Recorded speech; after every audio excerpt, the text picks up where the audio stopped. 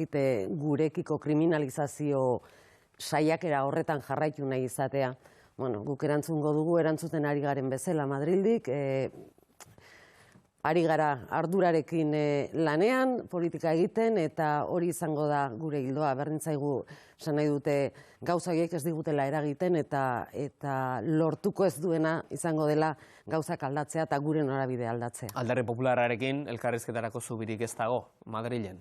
Ez, elkarrizketa ofizialik horrela izateko ez, banaka, toki guztietan gertatzen den bezala, badaude harreman personalak nahi badezu gauza batzutaz hitz egiteko, baina oso gutxi, eta oso eremu motzean. Eta zeri buruz hitz egin litek Alderdi Popularrarekin? Nola? Zeri buruz hitz egin litek Alderdi Popularrarekin? Ez dugu Alderdi Popularrarekin hitz egiten, hau da, banaka diputatu batzuk, badia, gertuago sentitzen direnak, edo ez dakit nola esan beste, amableagoak direnak, beti daude, alderdi guztietan daude, eta hoietakoekin baino ez dugu traturek egiten, hau da, politikaz serio ez dugu hitz egiten, PPk. Konbentzionek, Asteburuko konbentzionek, lehen zegoena baino eskubirago dagoen Alderdi Popular bat utzi du zure ustez?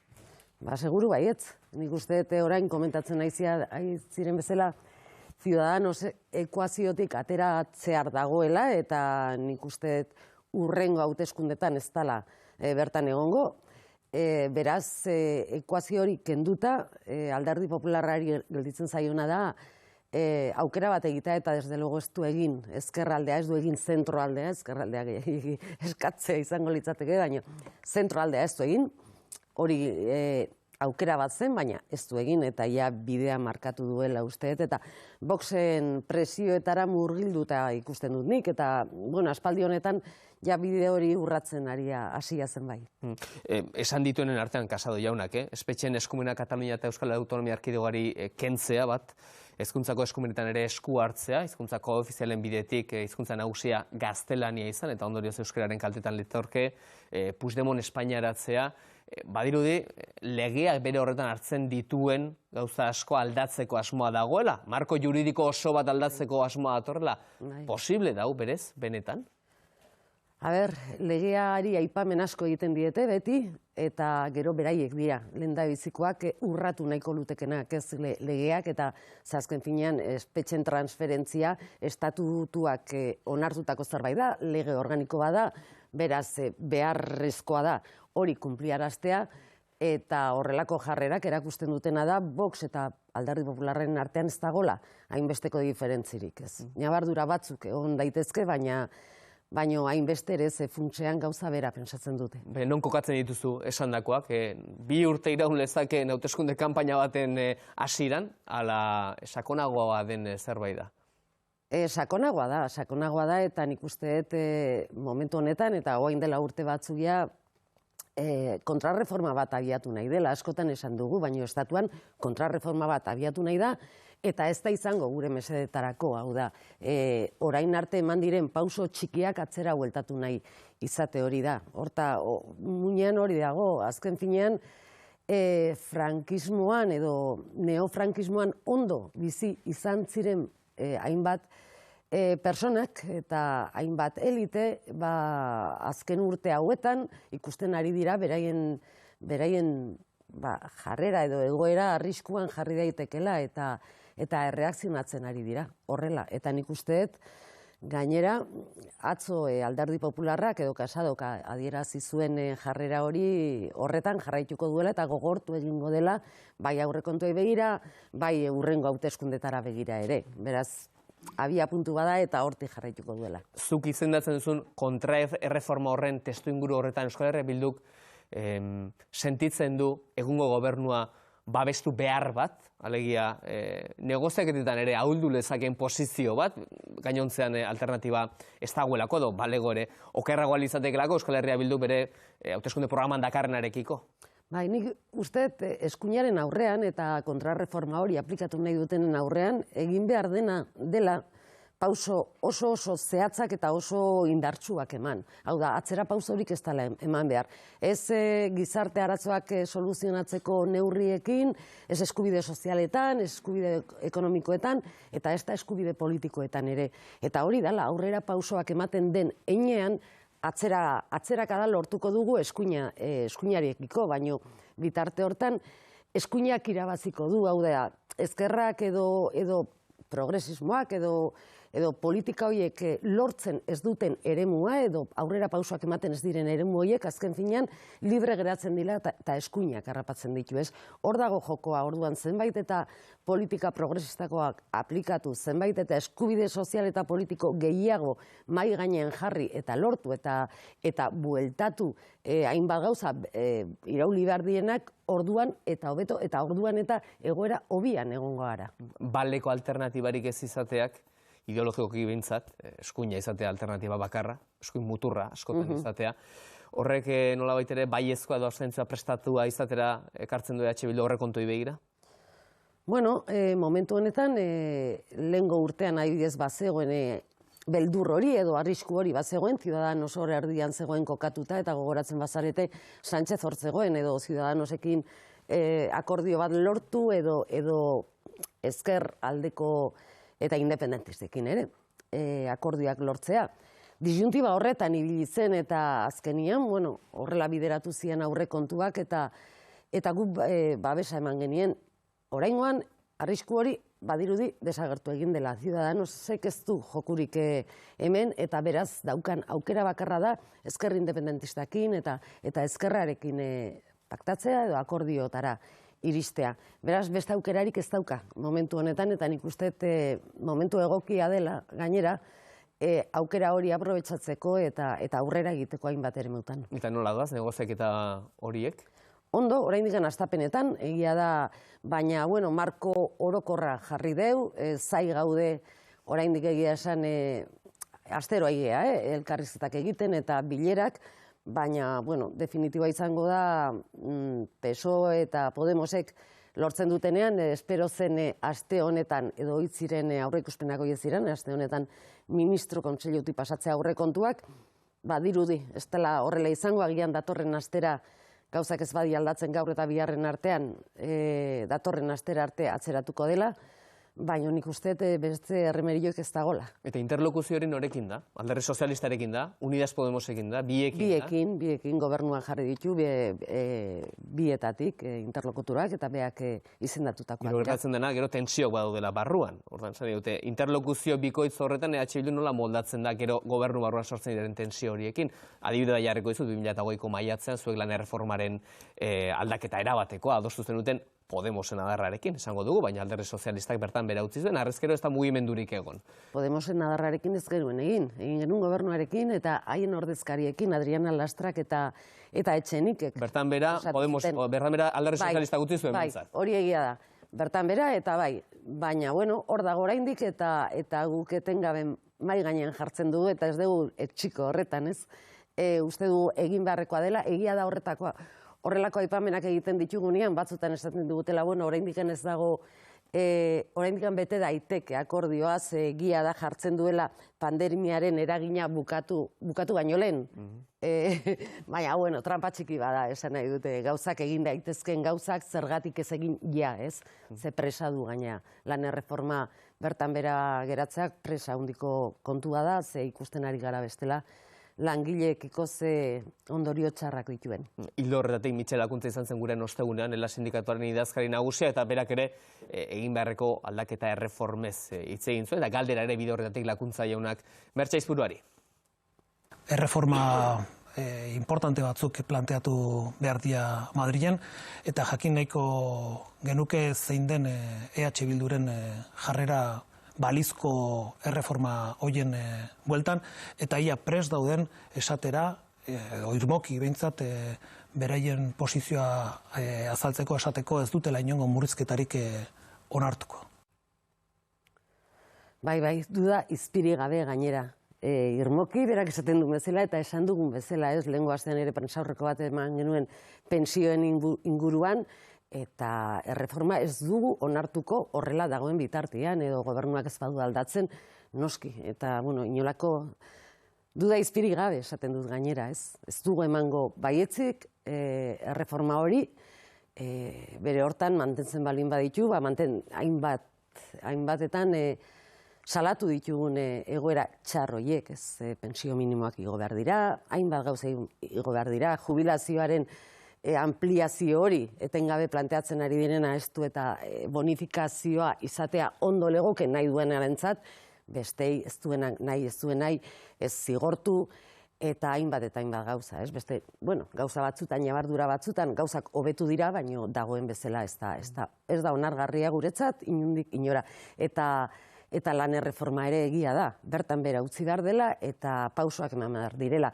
Gu etengabe ari gara, eta jarraituko dugu, eta presionatzen jarraituko dugu, badakigu mutuaraz egin behar dugula gobernu hau, eta presioa egingo dugu aldugun moduan, eta deskansurik gabe, eta egia da beste erreforma bat ere, ze horiek egiturazko erreformak dira, beharrezkoa direnak, eta fiskalitatearen erreforma ere beharrezkoa da, momentu honetan. Fiskalitatearena, gure foru ogasunetan galeratuko litzatekena, Madrilek ezer ikusirik badu honetan? Ez, baina, bueno, gure erakundek ezin dutena da zerga berriak ezarri, eta zerga berriak behar dira.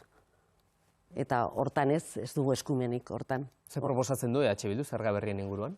Bueno, fortuna hundiei zerga berria jarri behar zaizkie, eta dirudunei zergak ordaindu arazi behar zaie. Ezin dena asumitu da, inolaz ere, langile xume batek ordaintzen duena, impuestotan, zergetan, horren tamainakoa izatea, fortuna hundiek ordaintzen dutena. Ondareren gaineko zerga badago, gehien daukatenei, nahiz ezkero ezar litekeena, ez? Baina horretaz arago ze gehiago eska dakieke, hainbeste diru daukatenei? Bueno, fiskalitatearen inguruan eta daukazunaren inguruan, eta bankuei ere ezarri bertzaie impuesto bat, ezarri bertzaie zerga bat, bueltatu behar dute.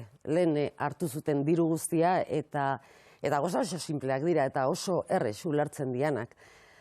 Fiskalitatearen inguruan hartu behar diren neurriak ja lehen ez bezala, ja Europatik ere gomendatzen ari dira 15% hori jartzea, fortuna hundiei, beraz. Ja, nik ulertzen ez dudana da, zergatikan egiten duen atzera hainbeste, ez, gobernuak edo kasu honetan, PSOE egia da, Podemos ari dela hortan ere saiatzen, ez, eta, bueno, nik uste, Europatik ere etortzen dian zea guztiak, mezu guztiak ere horren aldekoak dira, eske logika kontua da, ez, gaur egun pandemia baten ondorioz, oraindikan gehiago ez. Eta gauza horiek gertatzen ez diren bitartean ere, oraindik dauzkagun arazoak mai gainean daude, arazo asko daude mai gainean, eta soluzioa izan beharko lutekenak ezkerreko gobernu bat dagoela sinistuko balute, edo nahiko balute sinistu, ez? Ze azken finean, alokairuen arazoa hor dago, soluzionatu behar den zerbait da. Ate birakarien arazoa ere hor dago elektriketan, eta atzo bertan ikusi genuen Karmonarekin beste adibide garbi bat. Ez dago aitzakiarik momentu honetan, pauso handiagoak emateko, gauza guzti hauek soluzionatu, agian ez da izango soluzionatzea erabat zaila da beti, baina soluzio bidean jartzeko bai. Itzegu orain argindarraren prezioaz, baina gatozen berriz ere pentsioen erreformara.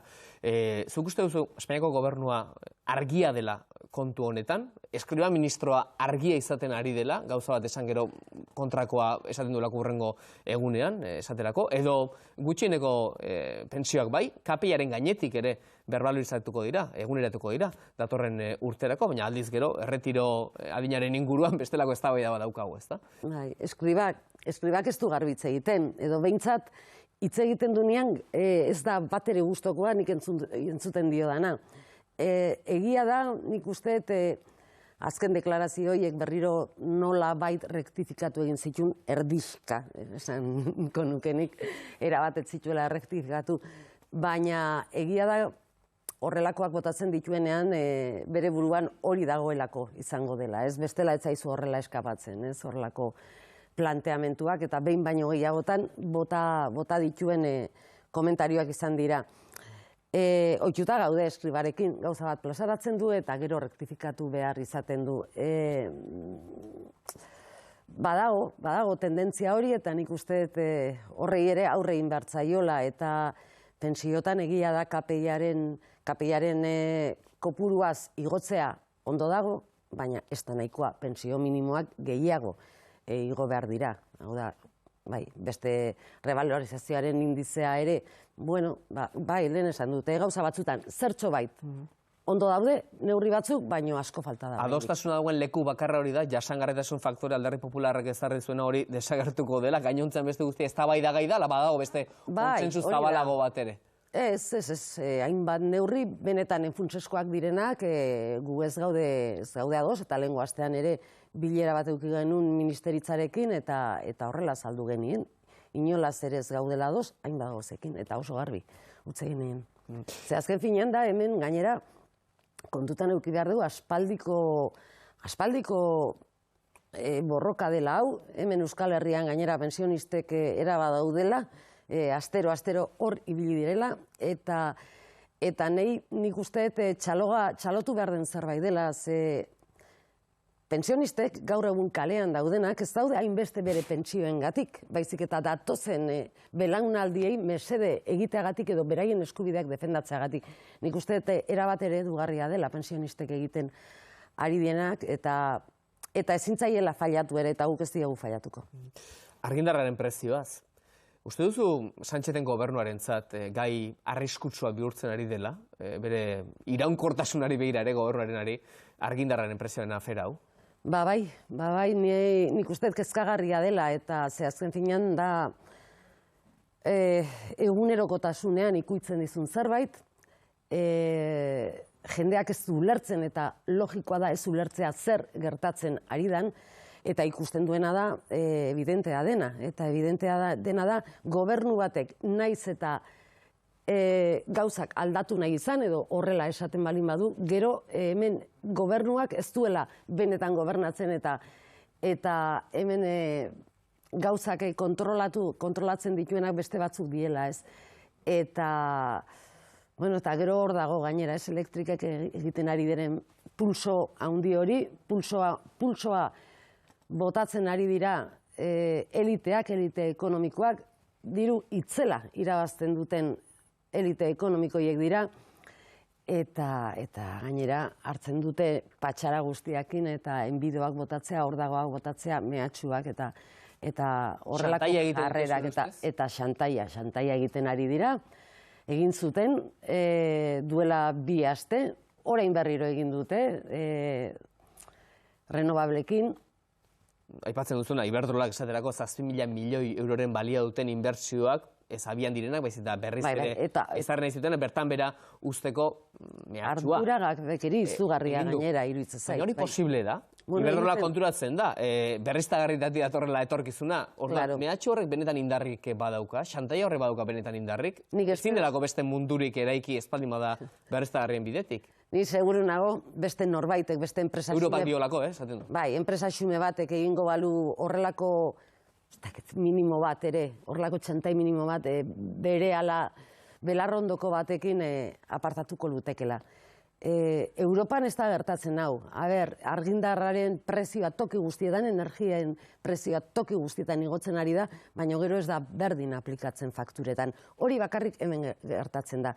Eta lehen egondako gobernuek ere egin dituztelako gauzak egin dituzten bezala. Eta azken finean da, elektrika hoien eta enpresa estrategiko diren enpresa hoiek lotu dituztelako eta lotu gaituelako denetara. Eta hori da irauli egin behar dena eta bideak seguru badaudela. Izan behar da, ausardia hori aurrera egin alazateko. Zer eskatzen diozuzuk Espainiako gobernuari? Zer espero duzu Espainiako gobernuaren gandik? Bere txantaia onartu ez dezala eta aurrera jarraitzeko. Aurrera jarraitzeko eta beste neurri batzuk hartzeko benetan intzidentzia izango dutenak fakturetan eta etekinetan. Halako etekinak ez dezatela harrapatu eta guztion onurarako begiratu dezala, hori da. Energia enpresa publiko bat, marko juridiko zorrotzago bat, prezioak ezartzeko, kontrola handiagoa? Kontrola behar da, prezioetan eta kontrolatu egin behar da. Alde horretatik hasi beharko litzateke, eta hori da urgentena. Urriak 8, zuek deskonektatu elektriketatik deia egin duzu, ordu erdiz urriaren 8an, deskonektatzeko ez da. Baina oligopolio elektriko horietatik, markoak izango dira direnak, eta enpresa publiko ere sortu ahalko dira, baina oligopolio elektriko horietatik ies egitea posible da? hemen zuen deialdian esaten den bezala, oligopolio elektrikoen aurka egin behar da. Bere posible da hori, munduan nola dagoen egituratu ikusita? Dana da posible, esan nahi dute egiten ez dana eta borrokatzen ez dana da, galtzen dana ez, hor badago esaldi famatu bat, ez da justu horrela, baina hori esan nahi nun.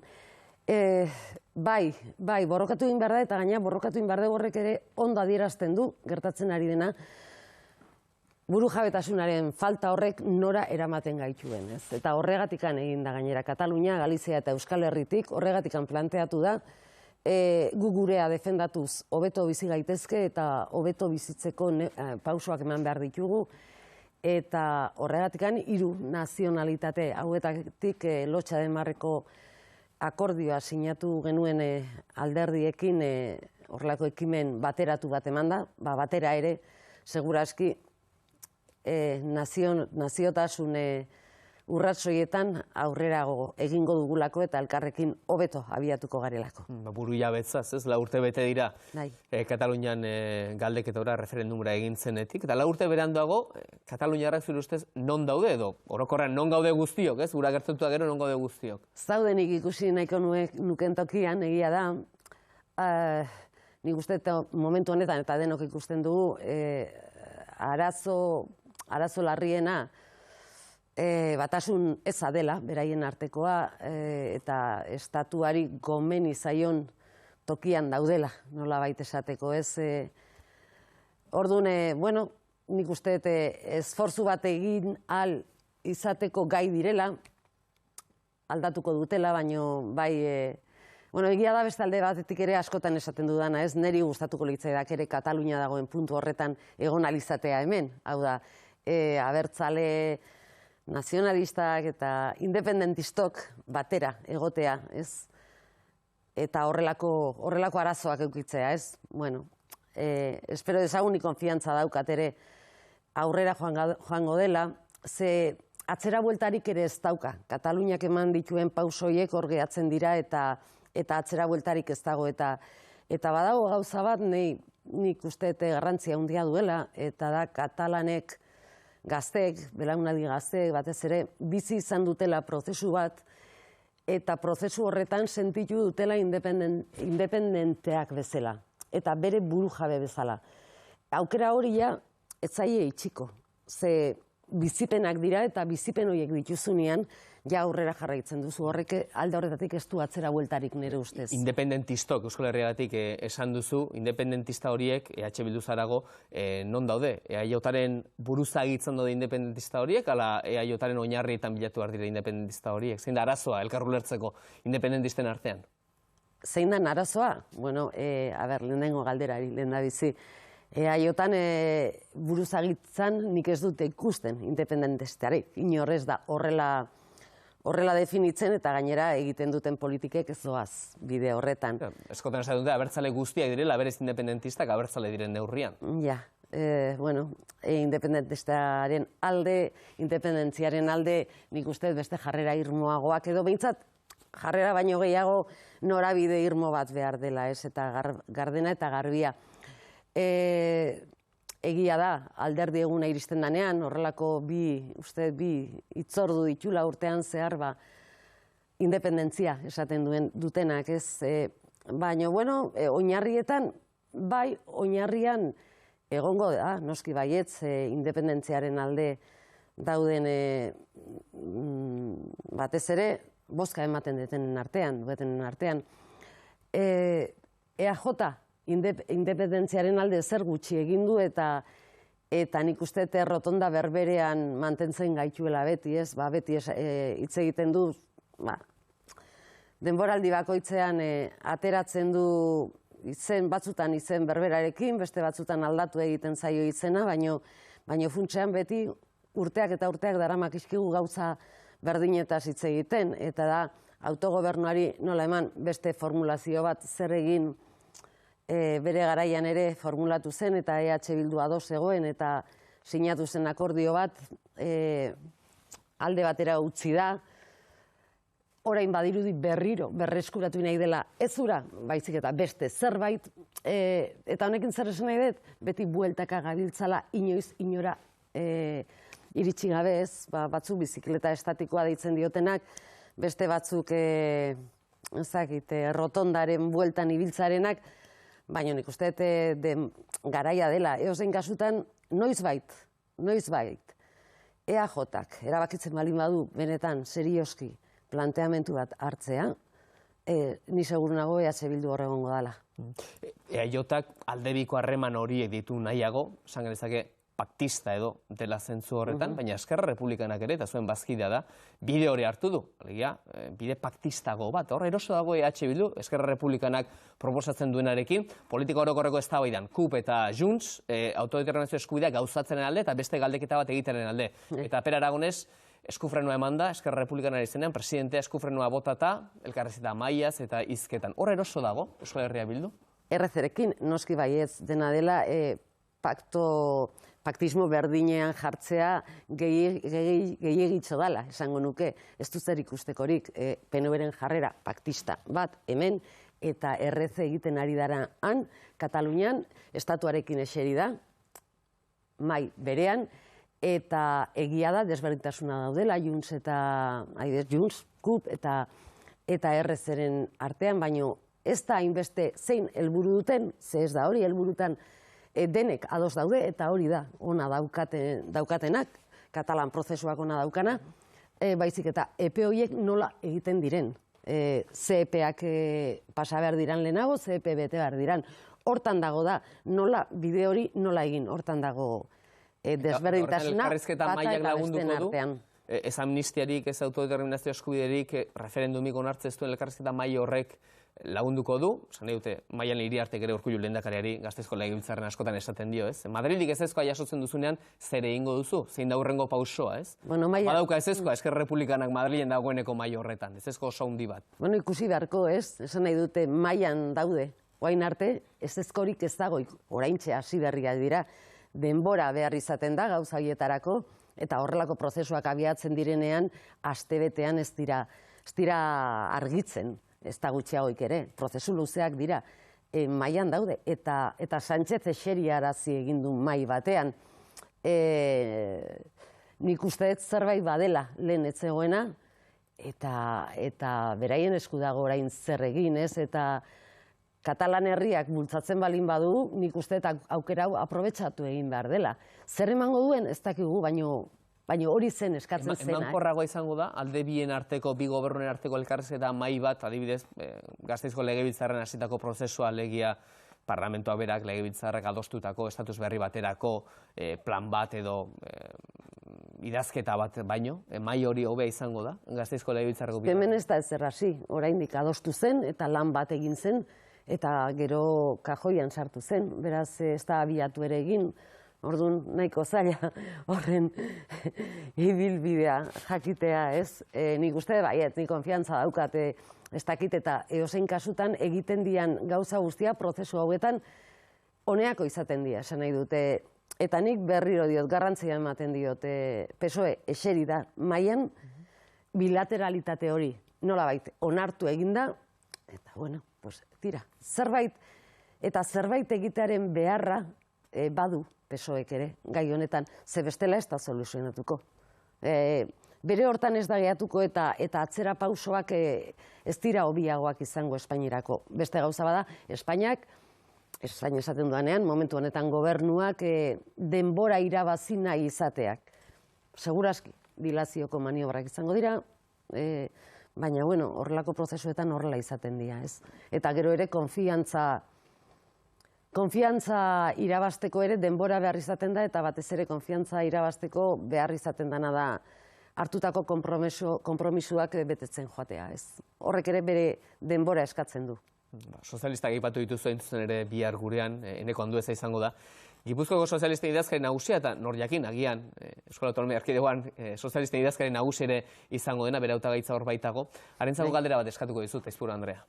Bai, eskatuko nioke Anduezari horrela gertatzen bada, eta segurazki idazkari nagusia izendatua izango dela, zantzu guztiak daude, ea etorkizunean edo bere postu horretatik zein bide hartuko duen aliantza, beste alderdiekin aliantzari begira. Adibidez, EAJarekin jarraituko duen, orain arte daukan lotura, PSOEk duen lotura, edo uste duen ia bide bat jorratu daitekeela, eta hori litzatekeela bide egokia ezkerraldeko indarrekin aliantzak lortzea. Horixe galdetuko digu beraz, Eneko Andozari bihar. Eta bukatzeko, labi politikoaren bilera ere izango da bihar, Euskal Autonomia Erkidegoan lehendakaria buru duela, malgutzez ari gara hizketan, Nafarroan dagoeneko gertatu diren malgutzeak, bide batez esan da, ze espero duzuzuk emango duela labi politiko horrek?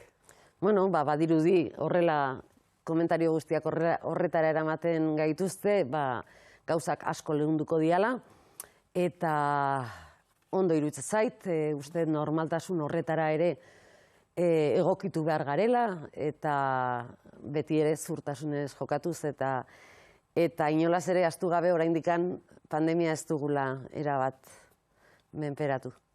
Mertxe Aizpurua, Euskal Herria Bilduk Espainiako gortean duen bozera maila estimatu dago. Euskal Telebistara etorri zana nahi duzun arte. Eskerrik asko. Zuei, eskerrik asko. 10 bat Jaun Andreok eguna dakartzan kontu gehiagorain egunen Euskadin jarraitu egingo dugu, Nerea Maiaren bueltan.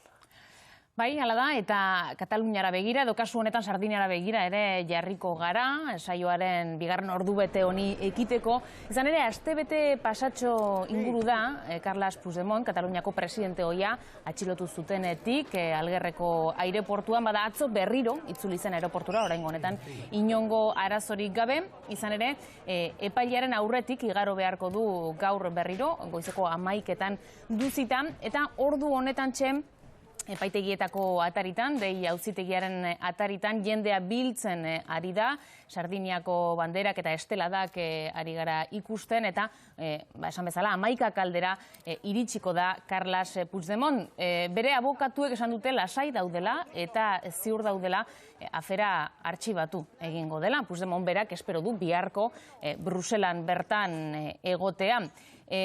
Hala hori esan dute, baina hala ere, jarena epaileak ez du amore eman nahi,